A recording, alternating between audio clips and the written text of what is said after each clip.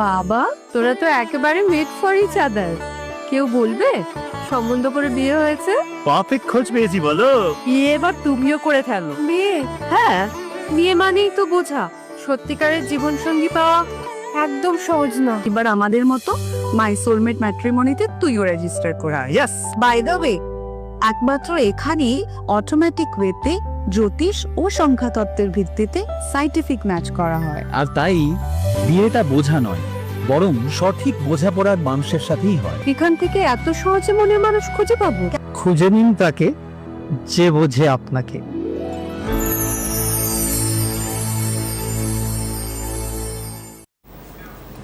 নমস্কার, সর্ববিষয় জ্যোতিষ অনুষ্ঠানে আপনাদের সকলকে স্বাগত। আপনাদের সঙ্গে রয়েছি আমি বৃষ্টি। সর্ববিষয় জ্যোতিষ অনুষ্ঠান এবং অবশ্যই মাই সোলমেট অ্যাপ, খুঁজে নিন তাকে যে বোঝে আপনাকে। অবশ্যই অ্যাপটি রেজিস্টার করুন, ভিজিট করুন অ্যাপটি। তবে তার সাথে সাথে সর্ববিষয় জ্যোতিষ অনুষ্ঠানটিও দেখতে থাকুন। টিভির পর্দার ওপার থেকে দেখবেন অবশ্যই, তার সাথে দেখবেন সিটিভিএন একেটি প্লাসের ইউটিউব চ্যানেলে। এই মুহূর্তে আপনার হাতে নিশ্চয়ই একটা মুঠোফোন রয়েছে, অনুষ্ঠান যখন দেখছেন সেই সময়। এই মুঠোফোনটাতে ইউটিউব বলে একটি অ্যাপ রয়েছে, সেখানে চলে যান, সেখানে গিয়ে সিটিভিএন একেডি প্লাস সার্চ করুন।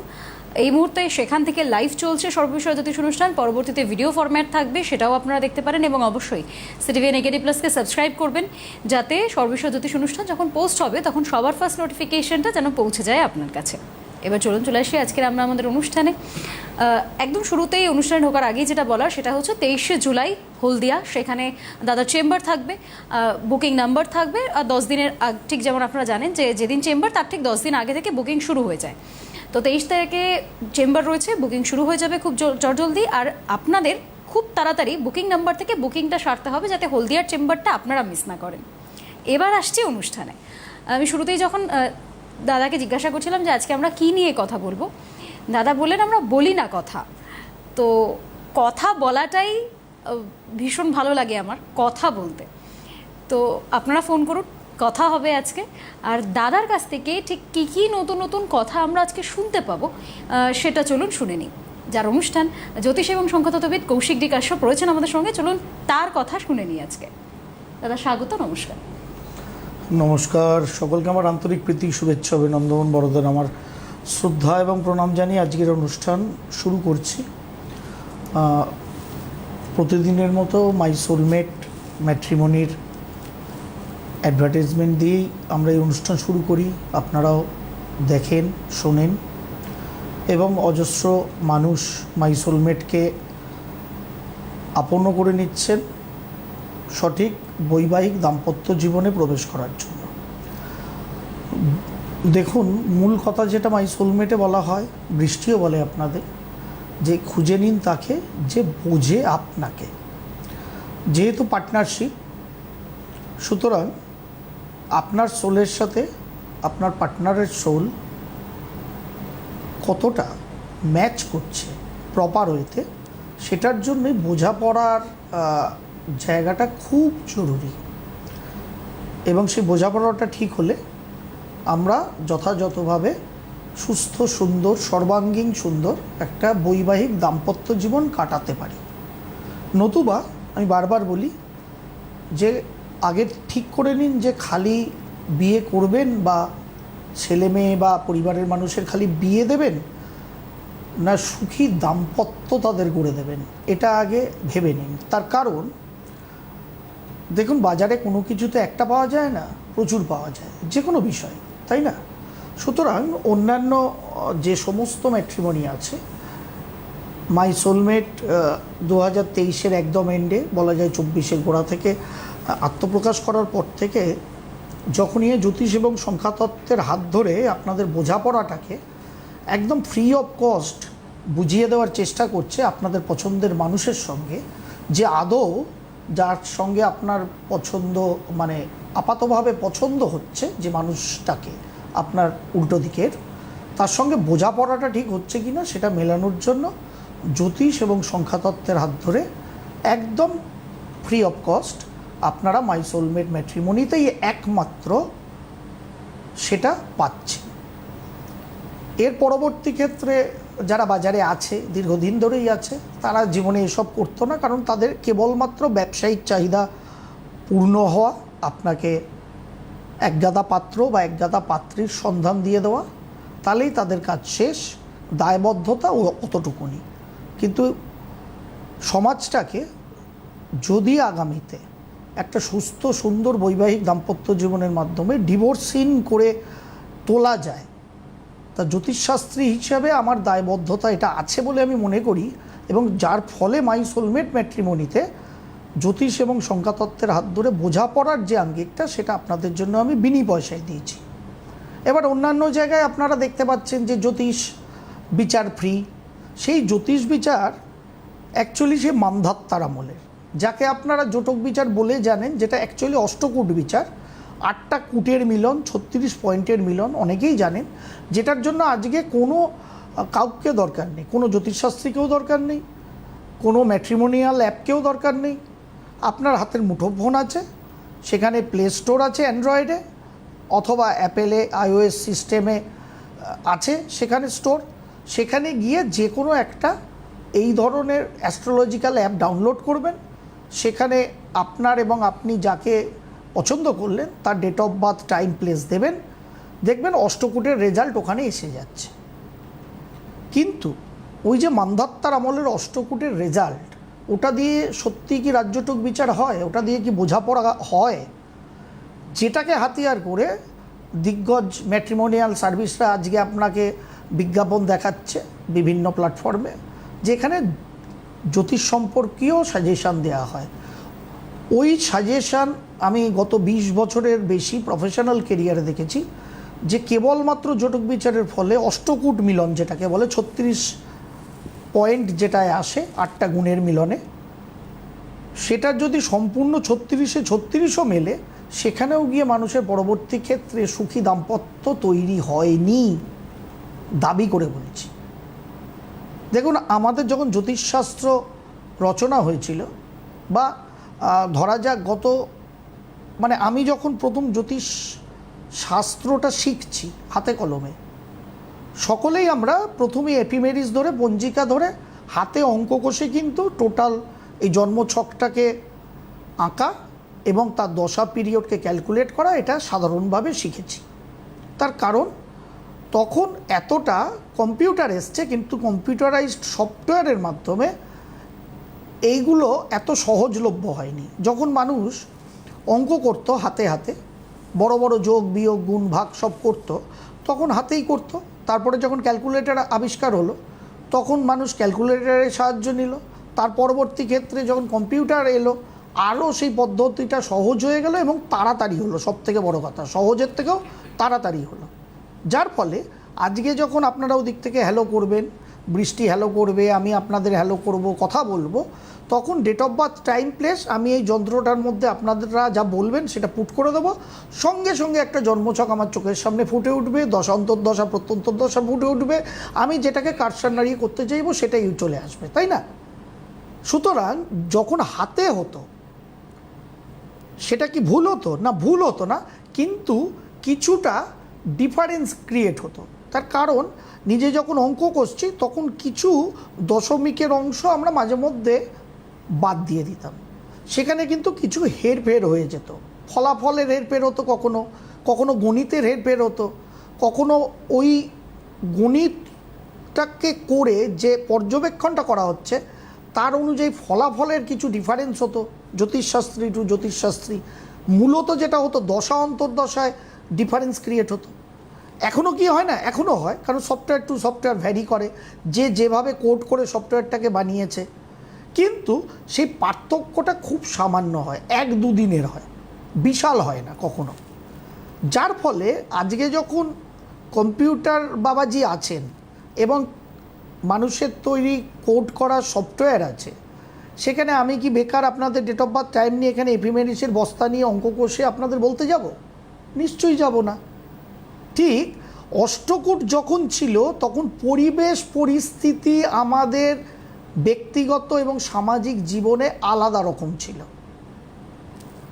যে জ্যোতিষশাস্ত্রের বৈবাহিক দাম্পত্য জীবনের জন্য কূট বিচারের কথা মহর্ষিরা বলে গিয়েছিলেন, বিদগ্ধ জ্যোতিষমণ্ডলী বলে গিয়েছিলেন, তখন পরিবেশ পরিস্থিতি আলাদা ছিল।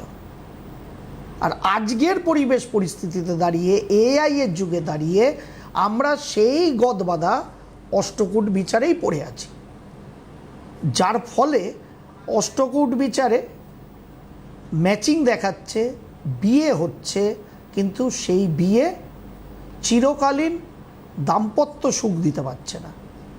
এবার এই বোঝাপড়াটা, আমরা তো বৈবাহিক দাম্পত্য জীবনের জন্য মাই সোলমেট ম্যাট্রিমনিকে বেছে নেব, কিন্তু এই বোঝাটা আমি বারবার বলি যে আমরা যখন পড়াশোনাও করছি, আমার মধ্যে কি গুণধর্ম আছে সেটাকেও আমাদের বুঝতে হয়। সর্বদা স্টুডেন্টরা বুঝবে না, তাদের গার্জেনদের বুঝতে হয়। যদি তারা বোঝেন নর্মালি তো ভেরি গুড, না বুঝলে সব থেকে ভালো যে টুলটা আছে তার নাম জ্যোতিষশাস্ত্র। তার মাধ্যমে বোঝার চেষ্টা করতে হয় যে আমার ছেলেটির বা মেয়েটির অ্যাকচুয়াল প্রবণতা কী, সেই প্রবণতায় আজকের যুগে দাঁড়িয়ে কী ধরনের বিষয় চুজ করে, মানে সাবজেক্ট চুজ করে তার পড়াশোনা করা উচিত, যাতে সেই পড়াশোনাটা তার ভালো লাগে, ভবিষ্যতে গিয়ে সেই পড়াশোনা করে সে জীবনে প্রকৃতপক্ষে উন্নতি করতে পারে, সফল হতে পারে। সুতরাং বোঝাপড়াটা দাম্পত্য জীবনে সব থেকে বেশি চাই, কিন্তু বুঝতে আমাদের প্রত্যেকটা বিষয়ই হয়। আর এই প্রত্যেকটা বিষয় জ্যোতিষ সংখ্যা তত্ত্ব আপনাকে আমাকে কিন্তু সাহায্য করতে পারে। তার কারণ এর হাতে গরম প্রমাণ অলওয়েজ আছে, অলওয়েজ আছে। মানে যারা এই অনুষ্ঠান শুনছেন, এই জাস্ট গত পরশুদিনই আমি বর্ধমান থেকে চেম্বার করে এলাম, প্রায় 16-17 সালে বলা একটি মেয়ের জন্মছক অনুযায়ী যে ভবিষ্যতে তার টেকনিক্যাল লাইনে পড়াশোনা করে তার উচ্চতর বিদ্যা অথবা লাইনটাকে ঘুরিয়ে নিয়ে টেকনিক্যাল লাইনের পর MBA করলে তার জীবনে সম্পূর্ণ সফলতা সে পাবে। কিন্তু আজকে 2026 সালে গত 8ই জুলাই সে যখন তার মায়ের সাথে আমার সামনে এলো, মা মাসির সাথে, তখন আমি জানতে পারলাম সেই মেয়েটি বর্তমানে ডাক্তারি পড়ছে। ভালো, তা আমার তো আর 6-7-8 বছর আগের কথা অত মনে নেই কি বলেছিলাম। তা যাই হোক, তার ছকটা যখন আমি হাতের সামনে পেলাম, সেই যেটা করে দিয়েছিলাম সেটা ধরে দেখলাম, তার দিকে দুবার তাকালাম। প্যাডের পৃষ্ঠার পেছনে যেখানে আমি অজস্র কিছু লিখে দিই, যারা আমার কাছে এসছেন আজ অবধি জানেন, সেখানে পরিষ্কার এই কথাগুলো লেখা আছে। তাহলে মেয়েটি আজকে ডাক্তারি পড়ছে, 3rd ইয়ার হয়ে গেছে। কি করে পড়ল? তার কারণ আমি একটি বারবার কথা বলি, যার সঠিক মেধা আছে তাকে আপনি যদি পড়াশোনা করান, সে মনোযোগ দিয়ে সেই মেধাটাকে অ্যাপ্লাই করে, সে ডাক্তার, ইঞ্জিনিয়ার, অন্যান্য যে কোনো ক্ষেত্রে সে কিন্তু পড়াশোনা করতে পারবে। এইবার আসল রহস্য, গত পরশুদিন সে যখন আমার কাছে বর্ধমান চেম্বারে মা মাসির সঙ্গে দেখাতে এসছে, সে ডাক্তারি পড়ছে, কিন্তু তার ওই কাটা ছেঁড়া রক্ত সে নিতে পারছে না, লাশের ঘরে কাটাকাটি সে নিতে পারছে না, ডাক্তারি প্রফেশনে ব্যবহৃত নানা রকম ওষুধ ইঞ্জেকশনের গন্ধ সে নিতে পারছে না, কিন্তু সে ডাক্তারি পড়ছে। এবার অবস্থাটা বিচার বিশ্লেষণ করুন। তার কারণ তার মেধা ছিল। তার মা তখন বলছে যে ও দুর্দান্ত জায়গায় ইঞ্জিনিয়ারিংয়েও পেত, কিন্তু ওর সামান্য চাহিদা আমরা সবাই ভাবলাম, তাই ডাক্তারিতে দিয়েছি। আজকে এসে সেই লেডি যখন ডাক্তার হতে চলেছে, ওর মেধা আছে, ও ডাক্তার হয়ে যাবে, নো প্রবলেম, MBBS পুরো পাস করে যাবে, কিন্তু তার পরবর্তী ক্ষেত্রে তাহলে বোঝাপড়াটা কেবল সুস্থ সুন্দর বৈবাহিক দাম্পত্য জীবনের জন্য না, বারবার আমি বলি। আর কোনো গ্রহগত ক্ষেত্র যে এই গ্রহ এখানে থাকলে এই হয়, ওই রাশির ভালো হয়, ওই লগ্নের ভালো হয়, অ্যাকচুয়ালি এগুলো জ্যোতিষশাস্ত্রের ABCD যেগুলো আপনারা শোনেন, এইগুলো কোনোটা জ্যোতিষশাস্ত্রের কোনো ডেপথই নেই যাদের তারা এই কথাগুলো বলে এই গ্রহটা এখানে থাকলে এরকম ফল দেয়। সুতরাং বুঝে নিতে সর্বদা আমাদের হয়, ফার্স্ট যাকে বুঝতে হয় যে আমি কি আমাকে বুঝি, জ্যোতিষশাস্ত্র সংখ্যাতত্ত্ব ফার্স্ট সেটা শেখায়। তাহলে আমি আমার উল্টো দিকে যে আছে তাকে বোঝার চেষ্টা করব। আমি আমাকে সঠিক বুঝলে কি সাবজেক্ট আমার ভালো লাগবে, আলটিমেট জীবনে আমাকে সফলতা দেবে, সেটা আমি সঠিক বুঝবো এবং জীবনটা একটা মসৃণতায় ভরে যাবে। সুতরাং বোঝাপড়া সুস্থ সুন্দর বৈবাহিক দাম্পত্যের জন্য তো 200% দরকার, কিন্তু প্র্যাকটিক্যালি বোঝার দরকার জীবনের প্রত্যেকটা ক্ষেত্রে, প্রত্যেকটা মুহূর্তে। এটা যখন আমরা গড়বড় করে ফেলি, জীবনে চলার পথে সব থেকে বড় ঝামেলা, ঝঞ্ঝাট, অশান্তিতে আমরা পড়ে যাই। কারণ সুস্থ সুন্দর বৈবাহিক দাম্পত্যে প্রবেশ করবো ভেবে বিয়ে করেছিলাম, ম্যাচিং হচ্ছে না, পোষাচ্ছে না, বুঝছি না একে অপরকে, ডিভোর্স করে দিলাম। উপায় আছে। আপনার ব্যক্তিগত জীবনে ভুল লাইনে পড়াশোনা করে ফেলেছেন, জীবন চলে গেছে 5-7 বছর, বয়স বাড়িয়ে ফেলেছেন, তখন কি করে, কাকে ডিভোর্স করবেন আপনি তখন? পড়াশোনাটাকে না নিজেকে? সুতরাং ভাবনাটা না একটু সুদূর প্রসারী করুন জ্যোতিষশাস্ত্র, সংখ্যাতত্ত্বের মাধ্যমে, তাহলে জীবনটাকে সঠিকভাবে ব্যবহার করতে পারবেন। কারণ ভাগ্য ভালো মন্দ বলে পৃথিবীতে কিছু হয় না, সবার আমাদের ভাগ্য ভালো, তাই ভগবান আপনাকে আমাকে সকলকে মানুষ করে পাঠিয়েছেন।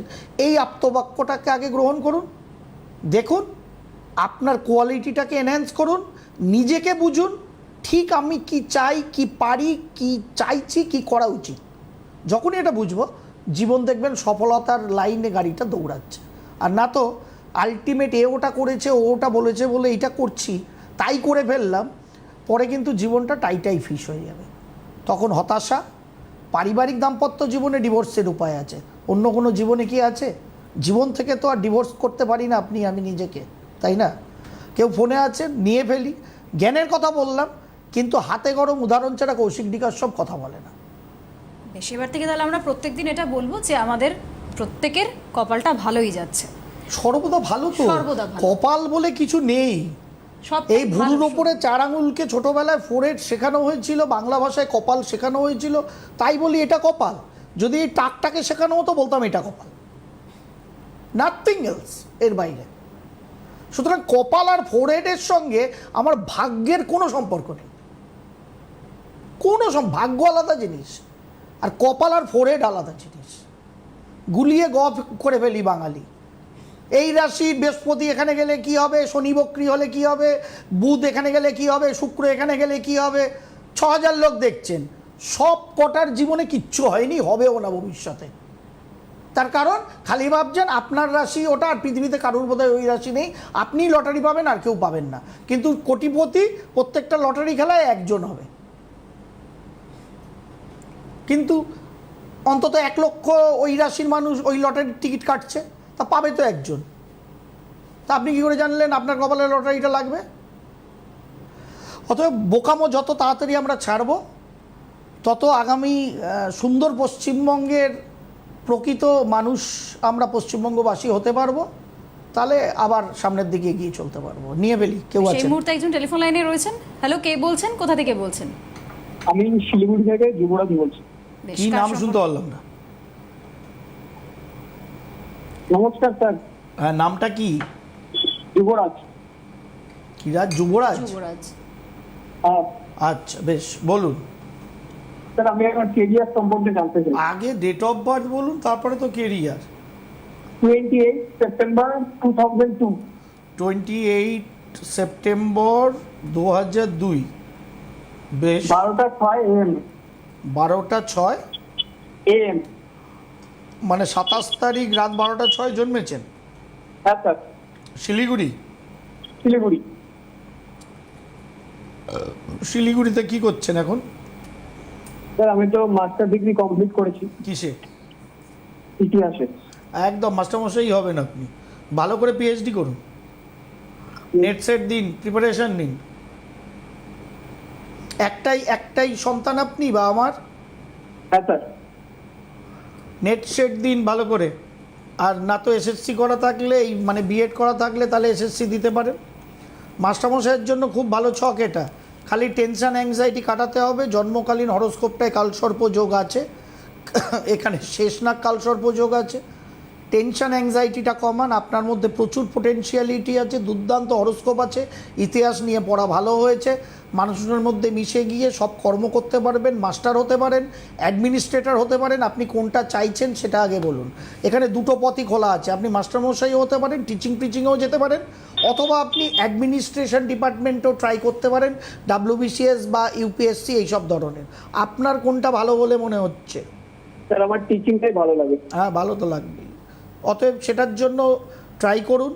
ঠিক আছে, একটু ভাইপো রাশির বর্তমানে একটু সময় খারাপ আছে, ওই খারাপটা ঠিক হয়ে যাবে, কোনো অসুবিধা নেই। মানে ভাইপো রাশি মানে বোঝেন তো, হ্যাঁ স্যার। বৃষ কৃষ্ণ ঠাকুরের রাশি আর ভাইপোর রাশি এক, তো ওইটাকে আমি এখন ভাইপো রাশি নাম দিয়েছি। বাদ বাকি সব ঠিক আছে, খুব ভালো করে প্রিপারেশান নিন, সামনে যা যা পরীক্ষা আছে সেটাকে ঠিকঠাক মতো দেওয়ার প্রিপারেশান নিন। জন্মছক অতি ভালো আপনার, টেনশন অ্যাংজাইটি দয়া করে কমান। ঠিক আছে, প্রেম পরে করবেন, দুর্দান্ত প্রেমও হবে, বিয়েও হবে, কোনো চিন্তা করার কিছু নেই। ডবল ইঞ্জিন সরকার আপনারও হবে জীবনে, মানে বউও চাকরিজীবী হবে, সেখানেও চিন্তা করার কিছু নেই। সুতরাং সেইগুলো পরে ভাববেন, খালি টেনশন অ্যাংজাইটি কমাবেন, নিয়মিত একটু যোগা প্রাণায়াম করার চেষ্টা করবেন, কালসর্পযোগ গ্রহণ দোষটার প্রপার হইতে শান্তি প্রতিবিধান করবেন। এক্সিলেন্ট হরোস্কোপ, সামনে যা যা পরীক্ষা আসবে খুব ভালো করে সেইগুলোকে ওভারকাম করতে হবে, মানে এক কথায় বলতে গেলে সেগুলোকে অর্জন করতেই হবে। সেই ভেবে সাহেব চলুন, ঠিক আছে? ধন্যবাদ স্যার। থ্যাংক ইউ, ভালো থাকুন, অ্যাচিভ করুন। দাদা এখানে যে কথাটা মানে আমার মনে হলো যে আমরা হয়তো জানি না, বলে টিভির ফেলো। পর্দার ওপর থেকে যারা আছেন বা আমিও, বেশ, এই যে কাল সর্পদোষ নিয়ে তো সবাই ভয় পাচ্ছে। আর কাল তাছাড়া- সর্বদোষ কি? হ্যাঁ, ওই যে কাল আমার সর্প, প্রশ্ন তাই ছিল। কাল সর্প দোষ দিয়ে আমি কৌশিক ডিকাশ্যপ, যারা জ্যোতিষশাস্ত্র মানেন না তাদের আমি, তাদের বংশের যদি কারুর কাল সর্পদোষ জ্যোতিষশাস্ত্র মতে জন্মছকগতভাবে বেরোয়, আমি প্রমাণ করে দিতে পারি জ্যোতিষশাস্ত্র বিজ্ঞান। তার কারণ কাল সর্পদোষ অথবা কাল অমৃত দোষ, এই যে গ্রহ যোগটা, এটা ফ্যামিলিতে 3টে পুরুষ ধরে চলে। মানে যুবরাজের জন্মছকে আমরা পাচ্ছি এরকম হতে পারে, যুবরাজের বাবার, মানে বাবার যারা আছে, বাবা কাকা জ্যাঠা, ওর আগের প্রজন্ম এবং তার আগের প্রজন্ম, ওর দাদু বা দাদুর ভাইটাই থাকলে তারা, মানে ওর বাবা কাকা পিসিরা এবং দাদু বা তাদের ভাই বোনরা, 3টে প্রজন্ম ধরে এটা কিন্তু আসছে। যদি যুবরাজ এটাকে শুরু করে তাহলে কিন্তু ওর পরবর্তী আরও 2টো প্রজন্মে এটা যাবে। যদি ওর বাবার জন্মছক, কাকার জন্মছক, জ্যাঠার বা পিসির জন্মছকে এটা পাওয়া যায়, তাহলে যুবরাজের পরে যুবরাজের পরবর্তী যে প্রজন্ম, সে ওর সন্তান অথবা ওর কাকা জ্যাঠা থাকলে তাদের সন্তানের সন্তান, তাদের মধ্যেও এই কালসর্পযোগ আসবে। তার মানে ইটস এ ফ্যামিলি কার্স। কালসর্প, কালসর্প, কাল মিন্স কি? এখানে কাল মিন্স কিন্তু দিবারাত্রি না, কাল মিন্স অতীত, বর্তমান, ভবিষ্যৎ। আমরা বলি না কালের প্রবাহে পড়েছি। এবং সর্প আমাদের মূলাধার থেকে আর এই আজ্ঞাচক্র অবধি আমাদের অ্যাকচুয়ালি সার্পেন্টই তো আছে, মানে সাপই আছে। কুণ্ডলিনীতে মূলাধারে একদম কুণ্ডলীকৃতভাবে আমাদের যে নারী আছে, সেই চিতিশক্তিকে যদি আমরা জাগ্রত করতে পারি, সেটাই উঠে উঠে আমাদের আজ্ঞাচক্র দিয়ে এই সহস্রাসারে পৌঁছায়। মানে সেই সাপের মতোই ওঠে কিন্তু, যেটা আমাদের ক্যারি করছে লিগ্যাসিকে, আমাদের শক্তিকে।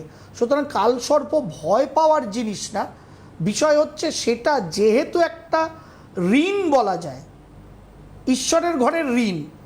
ঋণ থাকলে আজকে বৃষ্টি, তুমি আমি যদি কোনো ঋণ করে যাই, তোমার আমার যারা বংশধর, অটোমেটিক্যালি ব্যাংকের কাছে যদি সেই ঋণ হয়, ব্যাংক এসে তাদের বলবে যে এই ঋণটা আপনারা কিভাবে শোধ করবেন, যেটা জমা আছে সেটা আমরা লিকুইড করে দেবো না আপনারা EMI চালাবেন, কারণ ব্যাংকের পয়সাটা চাই।